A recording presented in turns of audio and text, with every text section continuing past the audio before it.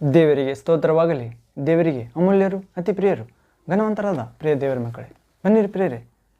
ಈ ದಿನ ಈ ಸಮಯ ನಾವು ಧ್ಯಾನಿಸಲಿರುವ ವಾಕ್ಯ ಭಾಗಾಂಶ ಪ್ರಿಯರೇ, ಮರಣವನ್ನು ಅನುಭವಿಸದವರು. ಹೌದು ಪ್ರಿಯರೇ, ಪರಿಶುದ್ಧ ಗ್ರಂಥ ಭಾಗದಲ್ಲಿ ದೇವರ ಭಕ್ತರಾಗಿ, ದೇವರ ಸೇವಕರಾಗಿ, ದೇವರ ಪ್ರವಾದಿಗಳಾಗಿ ಅನ್ಯೋನ್ಯದಿಂದ ನಡೆದುಕೊಂಡು ಮರಣವನ್ನು ರುಚಿ ನೋಡದೆ ದೇವರಿಂದ ಕೊಂಡೊಯ್ಯಲ್ಪಟ್ಟ, ಅಗ್ನಿ ರಥಗಳಿಂದ ಬಿರುಗಾಳಿಯಲ್ಲಿ ಕೊಂಡೊಯ್ಯಲ್ಪಟ್ಟ ದೇವರ ಜನರನ್ನು ಧ್ಯಾನಿಸೋಣ ಪ್ರೇರೆ.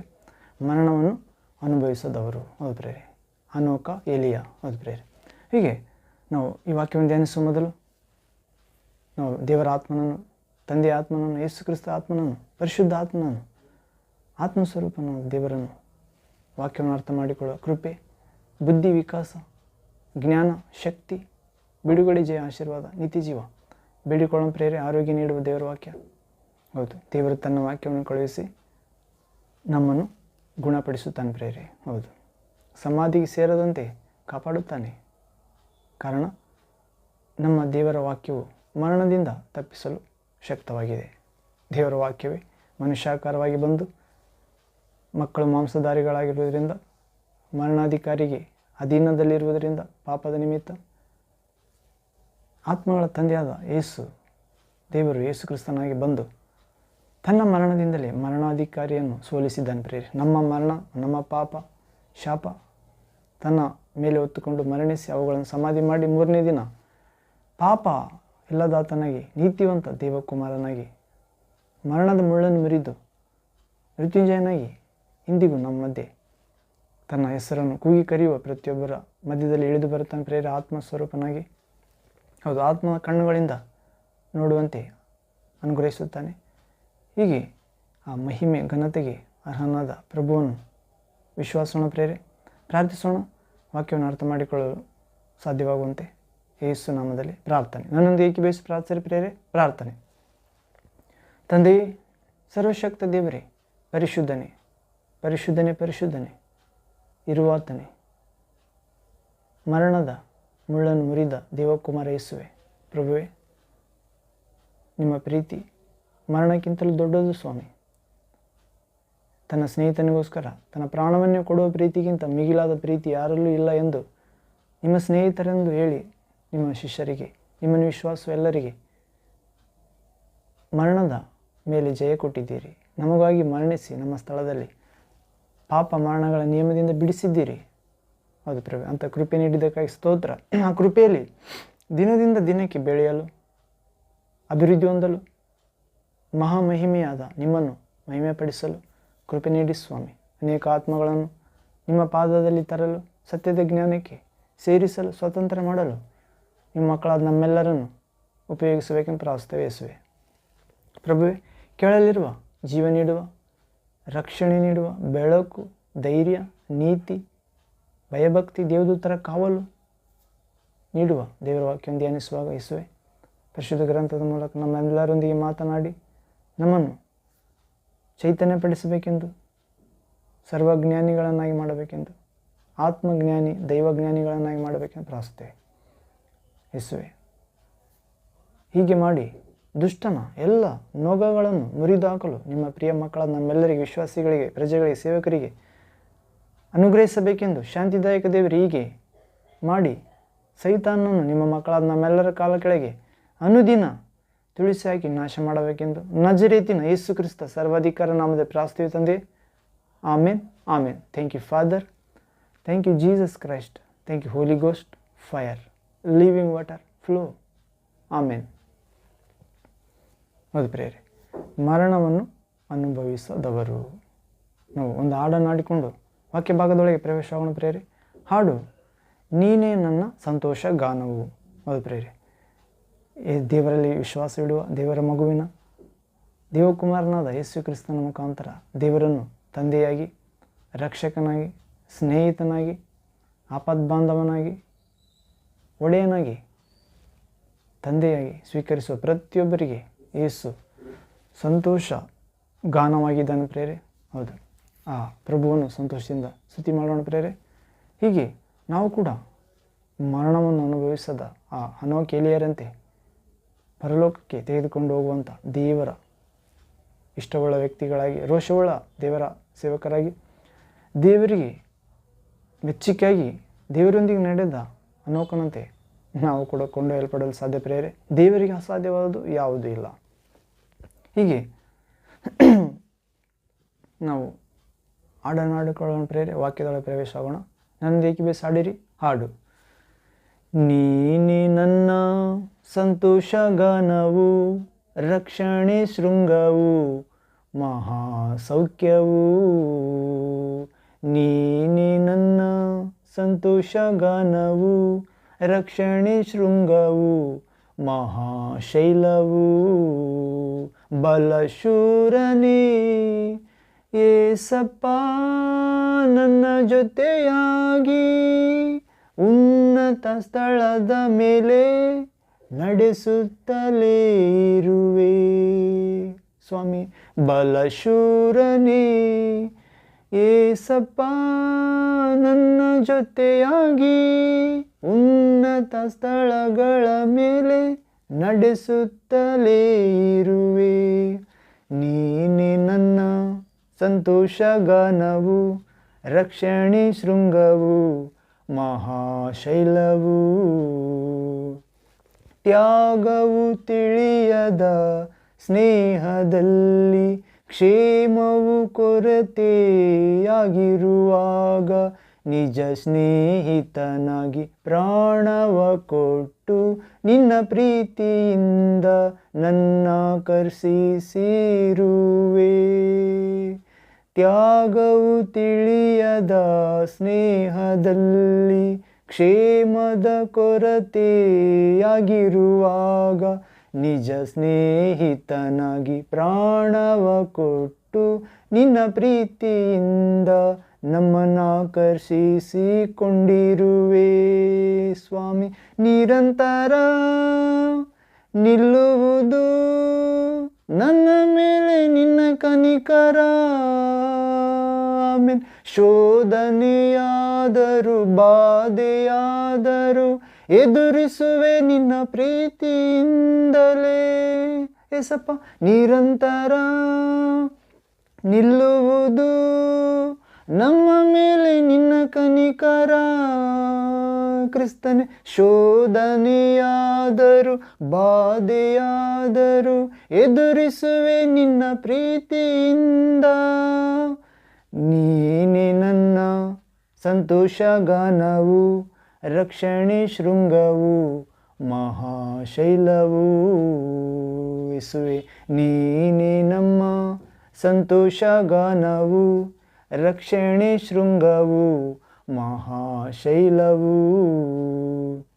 ವೇದನೆ ಉಂಟಾದ ದೇಶದಲ್ಲಿ, ಉದಯದ ಬೆಳಕಂತೆ ನಿಂತಿರುವೆ. ಬಿಡದೆ ಜೊತೆಯಾಗಿ ಅಭಿವೃದ್ಧಿಪಡಿಸಿ, ಐಗುಪ್ತದಲ್ಲಿ ಸಿಂಹಾಸನವ ನೀಡಿರುವೆ. ಜೋಸೆಫನಿಗೆ ವೇದನೆ ಉಂಟಾದ ದೇಶದಲ್ಲಿ, ಉದಯದ ಬೆಳಕಾಗಿ ನಿಂತಿರುವೆ. ಬಿಡದೆ ಜೊತೆಯಾಗಿ ಅಭಿವೃದ್ಧಿಪಡಿಸಿ, ಐಗುಪ್ತ್ಯದಲ್ಲಿ ಸಿಂಹಾಸನವ ನೀಡಿರುವೆ.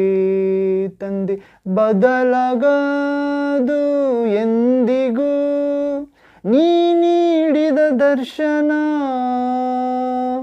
ಅನುದಿನ ಅನುಕ್ಷಣ ನಿನ್ನೊಂದಿಗೆ ನನ್ನ ಜೀವಿತ.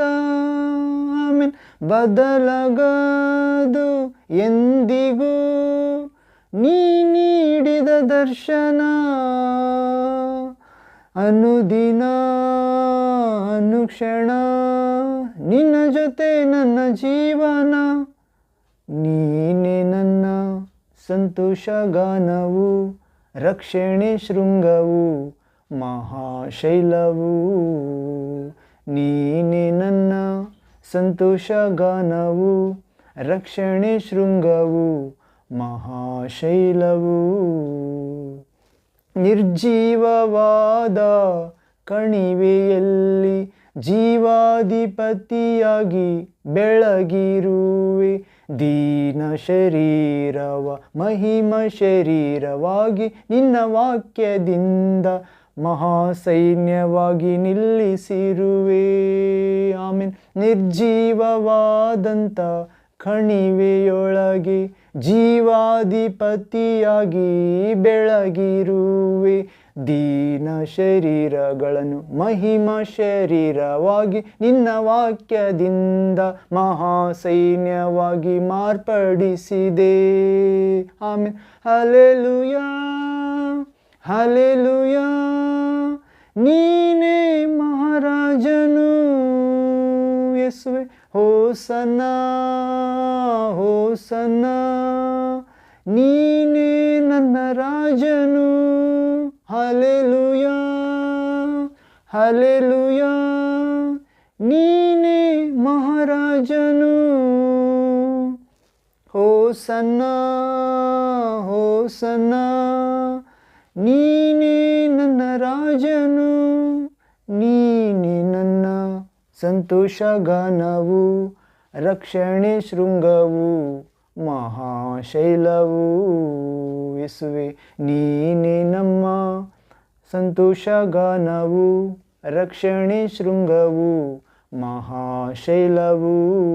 ಬಲಶೂರನೇ ಏಸಪ್ಪ, ನನ್ನ ಜೊತೆಯಾಗಿ ಉನ್ನತ ಸ್ಥಳದ ಮೇಲೆ ನಡೆಸುತ್ತ ನೀನಿರುವೆ. ಬಲಶೂರನೇ ಕ್ರಿಸ್ತೇಸುವೆ, ನಮ್ಮ ಜೊತೆಯಾಗಿ ಉನ್ನತ ಸ್ಥಳಗಳ ಮೇಲೆ ನಡೆಸುತ್ತ ನೀನಿರುವೆ. ನೀನೇ ನಮ್ಮ ಸಂತೋಷಗಾನವು, ರಕ್ಷಣೆ ಶೃಂಗವು, ಮಹಾಶೈಲವು. Amen. Thank you father, thank you Jesus Christ, thank you holy ghost, fire, living water, flow, one god, eternal life. Amen. ಅದು ಪ್ರೇರೆ.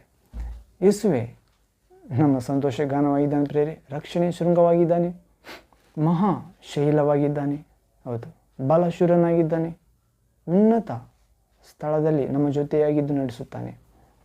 ಹೀಗೆ ತ್ಯಾಗ ಕೊರತೆಯಾದ ಸ್ನೇಹದಲ್ಲಿ ಕ್ಷೇಮ ಕೊರತೆಯ ಕಡಿಮೆಯಾಗಿರುವಾಗ ನಿಜ ಸ್ನೇಹಿತನಾಗಿ ಪ್ರಾಣ ಕೊಟ್ಟು ಶಿಲುಬೆಯಲ್ಲಿ ತನ್ನ ಪ್ರಾಣ ಪ್ರೀತಿಯಿಂದ ಆಕರ್ಷಿಸಿದ್ದಾನೆ ಪ್ರೇರೆ.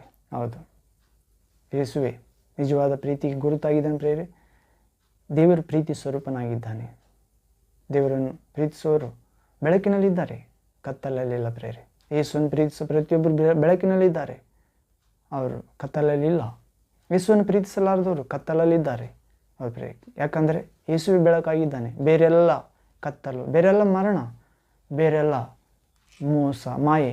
ಹೀಗೆ ಪ್ರೇರೆ ಯೇಸು ತನ್ನ ಪ್ರೀತಿಯಿಂದ ಶಿಲುಬೆಯಲ್ಲಿ ಪ್ರಾಣ ಕೊಡುವ ಪ್ರೀತಿಯಿಂದ ನಮ್ಮೆಲ್ಲರನ್ನು, ಜಗತ್ತಿನ ಪ್ರತಿಯೊಬ್ಬ ಜ್ಞಾನ, ದೇವ ಭಯ ಇರುವ, ದೇವರು ಎನ್ನುವ ಮಕ್ಕಳೆಲ್ಲರನ್ನು ಆಕರ್ಷಿದ್ದಾನೆ ಪ್ರೇರೆ. ನಿಜವಾಗಿ ದೇವರನ್ನು ಪ್ರೀತಿಸುವವರು ಯಾರಾದರೂ ಇದ್ದರೆ, ನಿಜವಾಗಿ ದೇವರನ್ನು ಹುಡುಕುವವರು ಯಾರಾದರೂ ಇದ್ದರೆ ಯೇಸುವಿನ ಬಳಿಗೆ ಬರುತ್ತಾರೆ ಪ್ರೇರೆ. ಹೌದು, ಹೀಗೆ ನಿರಂತರ ನಿಲ್ಲುವಂಥ ಕನಿಕರ ಶಿಲುಬೆಯಲ್ಲಿ ನಮ್ಮೆಲ್ಲರ ಮೇಲೆ ತೋರಿಸಿದ್ದಾನೆ ಯೇಸು ಕ್ರಿಸ್ತ ಪ್ರಭು, ರಕ್ಷಕ ದೇವರು. ಶೋಧನೆಗಳ ಮೇಲೆ, ಬಾಧೆಗಳ ಮೇಲೆ ಎದುರಿಸುವ ಪ್ರೀತಿ ನಮ್ಮೇಲೆ ತುಂಬಿದ್ದಾನೆ ಪ್ರೇರೆ. ಹೌದು, ಹೀಗೆ ವೇದನೆ ಉಳ್ಳಂಥ ದೇಶದಲ್ಲಿ ಆ ಬೆಳಕಿನ ನಕ್ಷತ್ರವಾಗಿ ನಿಂತಿದ್ದಾನೆ ಪ್ರೇರೆ. ನಾವು ಯೋಸೇಫನ ಜೀವನದಲ್ಲಿ ನೋಡುತ್ತೇವೆ. ಹೌದು, ಬಿಡದೆ ಆ ಯೋಸೇಫನ ಜೀವನದಲ್ಲಿ ಐಗುಪ್ತ ದೇಶದಲ್ಲಿ ದಾಸತ್ವಕ್ಕೆ ಮಾರಲ್ಪಟ್ಟಾಗ 15 ವರ್ಷಕ್ಕೆ ಆತನು ದಾಸತ್ವಕ್ಕೆ ಹೋದಾಗ ಅಲ್ಲಿಂದ ದೇವರು 15 ವರ್ಷ ತನಕ ಆತನ ಜೊತೆಗಿದ್ದು ಬಿಡದೆ ಅಭಿವೃದ್ಧಿಪಡಿಸುತ್ತಾನೆ ಪ್ರೇರೆ. ಎಲ್ಲ ಕೆಲಸಗಳಲ್ಲಿ ಐಗುಪ್ತದಲ್ಲಿ ರಾಜ ಸಿಂಹಾಸನದಲ್ಲಿ ಮೇಲೆ ಕೂರಿಸುತ್ತಾನೆ. ಹೆಸರಿಗೆ ಆ ಐಗುಪ್ತ ದೇಶದ ಫರೋಹ ಹೆಸರಿಗೆ ಮಾತ್ರ ರಾಜನು, ಆದರೆ ಅಧಿಕಾರದ ಮುದ್ರೆ ಉಂಗುರ ಜೋಸೆಫನಲ್ಲಿತ್ತು ಪ್ರೇರೆ. ಹೌದು, ಹೆಸರಿಗೆ ನಾನು ಸಿಂಹಾಸನದ ಮೇಲೆ ಕೂತುಕೊಂಡಿರುತ್ತೇನೆ, ಆದರೆ ಆ ಅಧಿಕಾರ ಮಾತ್ರ ನಿನ್ನದೇ ಎಂದು ಜೋಸೆಫನಿಗೆ ಹೇಳುತ್ತಾನೆ. ನಿನ್ನ ಅಪ್ಪಣೆ ಇಲ್ಲದೆ ಈಜಿಪ್ಟಿನಲ್ಲಿ ಯಾರೊಬ್ಬರು ಕೂತುಕೊಳ್ಳಬಾರದು, ಎದ್ದೊಳ್ಳಬಾರದು. ಹೌದು ಪ್ರೇರೆ, ಅಂತ ಅಧಿಕಾರ ನೀಡಿದ ಪ್ರಭು ಅಭಿವೃದ್ಧಿಪಡಿಸಿದ ಐಗುಪ್ತದಲ್ಲಿ ಜೋಸೆಫನಿಗೆ ದೇವರು ಮೊದಲೇ ದರ್ಶನ ತೋರಿಸಿರುತ್ತಾನೆ ಪ್ರೇರೆ. ಆ ದರ್ಶನ ಬದಲಾಗಲಿಲ್ಲ ಯಾವತ್ತು. ಹೌದು ಪ್ರಿಯರೇ, ದೇವರು ನೀಡಿದ ದರ್ಶನ ಯಾವತ್ತೂ ಬದಲಾಗುವುದಿಲ್ಲ. ಅನುದಿನ ಅನುಕ್ಷಣ ಅದು ದರ್ಶನದ ಕಡೆಗೆ, ದೇವಚಿತ್ತದ ಕಡೆ ಕರೆದುಕೊಂಡು ಹೋಗುತ್ತದೆ. ದೇವರ ಚಿತ್ತ ಹೀಗೆ ದೇವರೊಂದಿಗೆ ದೇವರ ಮಕ್ಕಳ ಜೀವಿತವಿರುತ್ತದೆ ಪ್ರಿಯರೇ. ಹೌದು, ಅವರು ಬೆಳಕಿನ ಕಡೆಗೆ ಪ್ರಯಾಣ ಮಾಡುತ್ತಾರೆ, ಬೆಳಕಿನ ಲೋಕದ ಕಡೆಗೆ, ದೇವರ ತಂದೆಯ ಕಡೆಗೆ, ಯೇಸು ಕ್ರಿಸ್ತ ನಾಮದಲ್ಲಿ. ಹೀಗೆ ನಿರ್ಜೀವವಾದ ಕಣಿವೆಯಲ್ಲಿ ಜೀವಾಧಿಪತಿಯಾಗಿ ಬೆಳಗಿದ್ದಾನೆ ಪ್ರಿಯರೇ. ನಾವು ಯೆಹೆಜ್ಕೇಲ ಪ್ರವಾದಿ ಗ್ರಂಥ 37ನೇ ಅಧ್ಯಾಯದಲ್ಲಿ ನೋಡುತ್ತೇವೆ. ಒಣಗಿದ ಎಲುಬುಗಳ ದರ್ಶನ ಯೆಹೆಜ್ಕೇಲ ಪ್ರವಾದಿಗೆ ತೋರಿಸ್ತಾನೆ ದೇವರು. ನರಪುತ್ರನೇ, ಈ ಒಣಗಿದ ಎಲುಬುಗಳಿಗೆ ಮತ್ತೆ ಜೀವ ಬರುವುದುಂಟು ಎಂದು ಕೇಳಿದಾಗ ಯೆಹೆಜ್ಕೇಲನು ಹೇಳುತ್ತಾನೆ, ಸ್ವಾಮಿ ಯೆಹೋವನೇ, ತಂದೆ ಸರ್ವಶಕ್ತ ನೀನೇ ಬಲ್ಲೆ ಎಂದು ಹೇಳ್ತಾನೆ. ಅದಕ್ಕೆ ದೇವ ತಂದೆ ಯೆಹೆಜ್ಕೇಲನಿಗೆ ಹೇಳ್ತಾನೆ, ನರಪುತ್ರನೇ, ನೀನು ಜೀವಶ್ವಾಸಕ್ಕೆ ನುಡಿ, ಚತುರ್ದಿಕ್ಕುಗಳಿಂದ ಆ ಜೀವಶ್ವಾಸವು ಬಂದು ಆ ದೇಹದಲ್ಲಿ ಸುಳಿಯುವಂತೆ, ಜೀವ ಬರುವಂತೆ ಆಜ್ಞೆ ಮಾಡೆಂದಾಗ ಮಾಡುತ್ತಾನೆ ಪ್ರೇರೆ. ಹಾಗೆ ಹೇಳುತ್ತಾನೆ. ಅದಕ್ಕೆ ಮೊದಲು ಆ ಎಲುಬುಗಳ ಕಣಿವೆಯಲ್ಲಿ ತುಂಬಿದ ಎಲ್ಲ ಎಲುಬುಗಳಿಗೆ ದೇವರು ಯೆಹೆಜ್ಕೇಲನ ಮುಖಾಂತರ ಆಜ್ಞೆ ಮಾಡಿಸುತ್ತಾನೆ. ಹೀಗೆ ಹೇಳು ನರಪುತ್ರನೇ, ಒಣಗಿದ ಎಲುಬುಗಳ ಮೇಲೆ ನರಗಳು ಹಬ್ಬಿ ಹರಡಿಕೊಳ್ಳಲಿ, ಮಾಂಸ ತುಂಬಿಕೊಳ್ಳಲಿ, ಚರ್ಮ ಒದ್ದುಕೊಳ್ಳಲಿ, ಚತುರ್ದಿಕ್ಕುಗಳಿಂದ ಗಾಳಿ ಬೀಸಿ ಹತ ಶರೀರಗಳ ಮೇಲೆ ಸುಳಿಯಲಿ, ಎದ್ದು ನಿಲ್ಲುವಂತಾಗಲಿ, ದೊಡ್ಡ ಸೈನ್ಯವಾದವು ಪ್ರೇರೆ. ಹೀಗೆ ಆ ನಿರ್ಜೀವವಾದ ಜೀವವಿಲ್ಲದ ಎಲುಬುಗಳಿಂದ ತುಂಬಿದ ಕಣಿವೆಯಲ್ಲಿ ದೇವರು ಜೀವಾಧಿಪತಿಯಾಗಿ ಯೆಹೆಜ್ಕೇಲನಿಗೆ ದರ್ಶನ ಕೊಡ್ತಾನೆ ಪ್ರೇರೆ. ಆ ದೀನ ಶರೀರವಾದ ಆ ಇಸ್ರೇಲಿನ ಕುಲದವರಿಗೆ, ಆ ನಿರ್ಜೀವ ಎಲುಬುಗಳಿಗೆ ಮಹಿಮಾ ಶರೀರವಾಗಿ ಎದ್ದು ನಿಲ್ಲುವಂತೆ ಮಾಡುತ್ತಾನೆ ದೇವರು. ಹೀಗೆ ದೇವರು ತನ್ನ ವಾಕ್ಯದೊಂದಿಗೆ ಮಹಾಸೈನ್ಯವಾಗಿ ಮಾರ್ಪಡಿಸಿದ ಪ್ರೇರೆ. ಆ ಮಹಿಮಾ ಸ್ವರೂಪನಾದ ದೇವರು, ಆತನೇ ರಾಜಾದಿರಾಜನು, ಮಹಿಮೆಯ ಕರ್ತನು, ಬೇಗನೆ ರಕ್ಷಿಸುವ ದೇವರು ಪ್ರೇರೆ. ಹೌದು, ಆತನ ದೇವರು ಯಾರೂ ಇಲ್ಲ. ಆತನಿಗೆ ಸ್ತೋತ್ರವಾಗಲಿ ಯೇಸು ಕ್ರಿಸ್ತ ನಾಮದಲ್ಲಿ. ಹೀಗೆ ನಾವು ವಾಕ್ಯದೊಳಗೆ ಪ್ರವೇಶವಾಗೋಣ ಪ್ರೇರೆ. ನಾವು 2ನೇ ಅರಸಗಳ ಗ್ರಂಥ 2ನೇ ಅಧ್ಯಾಯದಲ್ಲಿ 1ನೇ ವಾಕ್ಯದಿಂದ ನೋಡ್ತೇವೆ ಪ್ರೇರೆ. 2 Kings chapter 2 verse 1st word to onwards. ಇಲ್ಲಿ ಓದುವುದಾದರೆ, ಎಲೀಷನು ಸ್ವರ್ಗಾರೋಹಣನಾದದ್ದು ಅವನ ಉತ್ತರಾಧಿಕಾರಿಯಾದ ಎಲೀಷನು ಮೊದಲನೆಯ ಮಹತ್ ಕಾರ್ಯಗಳು. ನಾವು ಅಂಶ ಪ್ರೇರೆ ಮರಣವನ್ನು ಅನುಭವಿಸದವರು ಬಗ್ಗೆ. ಹೌದು ಪ್ರೇರೆ, ಮರಣವನ್ನು ಅನುಭವಿಸದವರು. 1ನೇದು ಅನೋಕ, 2ನೇದು ಎಲಿಯ. ನಾವು ಎಲಿಯನಿಂದ ಪ್ರಾರಂಭ ಮಾಡೋಣ ಪ್ರೇರೆ. ಹೌದು, ಯಾಕಂದರೆ ಈ ಎಲಿಯನಿಗೆ ಅದ್ದೂರಿ ಸ್ವಾಗತ ಆಯ್ತು ಪ್ರೇರೆ. ಬೆಂಕಿ ರಥಗಳು, ಬೆಂಕಿ ಕುದುರೆಗಳು, ಬಿರುಗಾಳಿ ಎಲ್ಲಿ ಬಂದು ಪರಲೋಕಕ್ಕೆ ತೆಗೆದುಕೊಂಡು ಹೋಗಲಾಯಿತು. ಹೌದು ಪ್ರೇರೆ. ಹೀಗೆ ರೋಷವುಳ್ಳ ದೇವರ ಪ್ರವಾದಿ ಎನಿಸಿಕೊಂಡನು ಪ್ರೇರೆ ಎಲೀಷನು. ನಾವು 2ನೇ ಅಧ್ಯಾಯ, ಅರಸಗಳ 2ನೇ ಪುಸ್ತಕ 2ನೇ ಅಧ್ಯಾಯ 1ನೇ ವಾಕ್ಯ ನೋಡೋದಾದರೆ, ಯೆಹೋವನು ಎಲಿಯನನ್ನು ಸುಳಿಗಾಳಿಯ ಮುಖಾಂತರವಾಗಿ ಪರಲೋಕಕ್ಕೆ ಸೇರಿಸುವ ಸಮಯ ಬಂದಾಗ ಎಲಿಯನು ಎಲೀಷನೊಡನೆ ಗಿಲ್ಗಾಲನ್ನು ಬಿಟ್ಟು ಹೊರಟನು. ಆಗ ಎಲಿಯನು ಎಲೀಷನಿಗೆ, ದಯವಿಟ್ಟು 2ನೇ ವಾಕ್ಯ, ದಯವಿಟ್ಟು ನೀನು ಇಲ್ಲೇ ಇರು, ಯೆಹೋವನಾದ ದೇವ ತಂದೆ ನನಗೆ ಬೇತೇಲಿಗೆ ಹೋಗಬೇಕೆಂದು ಆಜ್ಞಾಪಿಸಿದ್ದಾನೆ ಅನ್ನಲು, ಎಲೀಷನು, ಯೆಹೋವನಾಣೆ, ನಿನ್ನ ಜೀವದಾಣೆ, ನಾನು ನಿನ್ನನ್ನು ಬಿಟ್ಟು ಹೋಗುವುದಿಲ್ಲ ಎಂದು ಉತ್ತರ ಕೊಟ್ಟನು. ತರುವಾಯ ಅವರಿಬ್ಬರು 3ನೇ ವಾಕ್ಯ ಬೇತೇಲಿಗೆ ಹೋದರು. ಬೇತೇಲಿನ ಪ್ರವಾದಿ ಮಂಡಳಿಯವರು ಎಲೀಷನನ್ನು ಎದುರುಗೊಂಡು ಅವನನ್ನು, ಯೆಹೋವನಾದ ದೇವರು ಈ ಹೊತ್ತು ನಿನ್ನ ಯಜಮಾನನನ್ನು ನಿನ್ನ ಬಳಿಯಿಂದ ಮೇಲಕ್ಕೆ ತೆಗೆದುಕೊಳ್ಳುವನೆಂಬುದು ನಿನಗೆ ಗೊತ್ತುಂಟೋ ಎಂದು ಕೇಳಿದರು. ಅದಕ್ಕೆ ಅವನು 4ನೇ ವಾಕ್ಯ, ಗೊತ್ತುಂಟು, ಸುಮ್ಮನಿರಿ ಅಂದನು. ಎಲಿಯನು ಎಲೀಷನಿಗೆ, ದಯವಿಟ್ಟು ಇಲ್ಲೇ ಇರು, ಯೆಹೋವನು ನನಗೆ ಯೆರಿಕೋವಿಗೆ ಹೋಗಬೇಕೆಂದು ಆಜ್ಞಾಪಿಸಿದ್ದಾನೆ ಎಂದು ಹೇಳಿದನು. ಆದರೆ ಎಲಿಯನ ಶಿಷ್ಯ ಎಲೀಷನು, ಯೆಹೋವನ ದೇವರಾಣೆ, ನಿನ್ನ ಜೀವದಾಣೆ, ನಾನು ನಿನ್ನನ್ನು ಬಿಟ್ಟು ಹೋಗುವುದಿಲ್ಲ ಎಂದು ಉತ್ತರ ಕೊಟ್ಟು ಅವನ ಜೊತೆಯಲ್ಲಿ ಯೆರಿಕೋವಿಗೆ ಹೋದನು. ಅಲ್ಲಿನ ಪ್ರವಾದಿ ಮಂಡಳಿಯವರು 5ನೇ ವಾಕ್ಯ, ಅಲ್ಲಿನ ಪ್ರವಾದಿ ಮಂಡಳಿಯವರು ಅವನನ್ನು ಎದುರುಗೊಂಡು, ಯೆಹೋವನು ಈ ಹೊತ್ತು ನಿನ್ನ ಯಜಮಾನನನ್ನು ನಿನ್ನ ಬಳಿಯಿಂದ ಮೇಲಕ್ಕೆ ಕರೆದುಕೊಳ್ಳುವನೆಂದು ನಿನಗೆ ಗೊತ್ತುಂಟೋ ಎಂದು ಕೇಳಿದರು. ಅದಕ್ಕೆ ಅವನು, ಗೊತ್ತುಂಟು, ಸುಮ್ಮನಿರಿ ಅಂದನು. ಆಗ ಉತ್ತರ ಕೊಟ್ಟನು. 6ನೇ ವಾಕ್ಯ, ಎಲಿಯನು ತಿರುಗಿ ಅವನಿಗೆ, ದಯವಿಟ್ಟು ನೀನು ಇಲ್ಲೇ ಇರು, ಯೆಹೋವನಾದ ದೇವರು ನನಗೆ ಯೋರ್ದಾನಿಗೆ ಹೋಗಬೇಕೆಂದು ಆಜ್ಞಾಪಿಸಿದ್ದಾನೆ ಎಂದು ಹೇಳಿದನು. ಆಗ ಎಲಿಷನು, ಯೆಹೋವನ ಆಣೆ, ದೇವರಾಣೆ, ನಿನ್ನ ಜೀವದಾಣೆ, ನಾನು ನಿನ್ನನ್ನು ಬಿಟ್ಟು ಹೋಗುವುದಿಲ್ಲ ಎಂದು ಉತ್ತರ ಕೊಟ್ಟನು. ಆದ್ದರಿಂದ ಇಬ್ಬರು ಹೊರಟು ಯೊರ್ದನ್ ಹೊಳೆಯ ದಡಕ್ಕೆ ಬಂದರು. 7ನೇ ವಾಕ್ಯ. ಪ್ರವಾದಿ ಮಂಡಳಿಯವರಲ್ಲಿ 50 ಜನರು ಇವರ ಹಿಂದಿನಿಂದಲೇ ಬಂದು ಸ್ವಲ್ಪ ದೂರದಲ್ಲಿ ನಿಂತುಕೊಂಡರು. ಅನಂತರ ಎಲಿಯನು ತನ್ನ ಕಂಬಳಿಯನ್ನು ಮಡಚಿ ಅದರಿಂದ ನೀರನ್ನು ಹೊಡೆಯಲು ನೀರು 2 ಭಾಗವಾಯಿತು. ಇಬ್ಬರು ಒಣನೆಲದ ಮೇಲೆ ದಾಟಿ ಹೋದರು. 9ನೇ ವಾಕ್ಯ. ಅವರು ಆಚೆ ದಡಕ್ಕೆ ಸೇರಿದ ಮೇಲೆ ಎಲಿಯನು ಎಲಿಷನನ್ನು, ನಿನ್ನನ್ನು ಬಿಟ್ಟು ಹೋಗುವ ಮೊದಲು ನಾನು ನಿನಗೆ ಏನು ಮಾಡಬೇಕೆನ್ನುತ್ತೀ ಎಂದು ಕೇಳಿದನು. ಅದಕ್ಕೆ ಎಲಿಷನು, ನಿನಗಿರುವ ಆತ್ಮದಲ್ಲಿ ನನಗೆ 2 ಪಾಲನ್ನು ಅನುಗ್ರಹಿಸು ಎಂದು ಬೇಡಿಕೊಂಡನು. 10ನೇ ವಾಕ್ಯ. ಆಗ ಎಲಿಯನು ಎಲಿಷನಿಗೆ, ನೀನು ದುರ್ಲಭವಾದದ್ದನ್ನು ಕೇಳಿಕೊಂಡಿ, ಆದರೂ ನಾನು ನಿನ್ನ ಬಳಿಯಿಂದ ತೆಗೆಯಲ್ಪಡುವಾಗ ನೀನು ನನ್ನನ್ನು ನೋಡುವುದಾದರೆ ಅದು ದೊರಕುವುದು, ಇಲ್ಲವಾದರೆ ದೊರಕುವುದಿಲ್ಲ ಅಂದನು. 11ನೇ ವಾಕ್ಯ. ಅವರು ಮಾತಾಡುತ್ತಾ ಮುಂದೆ ಹೋಗುತ್ತಿರುವಾಗ ಫಕ್ಕನೆ ಅಗ್ನಿಮಯವಾದ ರಥಾಶ್ವಗಳು ನಡುವೆ ಬಂದು ಅವರನ್ನು ವಿಂಗಡಿಸಿದವು. ಎಲಿಯನು ಸುಳಿಗಾಳಿಯ ಮುಖಾಂತರವಾಗಿ ಪರಲೋಕಕ್ಕೆ ಹೋದನು. ಮತ್ತೆ ಹೀಗೆ ಮುಂದೆ ಓದುವಾಗ ಎಲಿಯನು ಹೇಳಿದಂತೆ, ನಾನು ನಿನ್ನ ಬಳಿಯಿಂದ ತೆಗೆಯಲ್ಪಡುವಾಗ ನೀನು ನನ್ನನ್ನು ನೋಡುವುದಾದರೆ ಮೇಲೆ ಹೋಗುವುದು, ನೀನು ಕೇಳಿಕೊಂಡಂತೆ ನನ್ನ ಆತ್ಮದಲ್ಲಿ ನಿನಗೆ 2ರಷ್ಟು ಪಾಲು ಸಿಗುವುದು.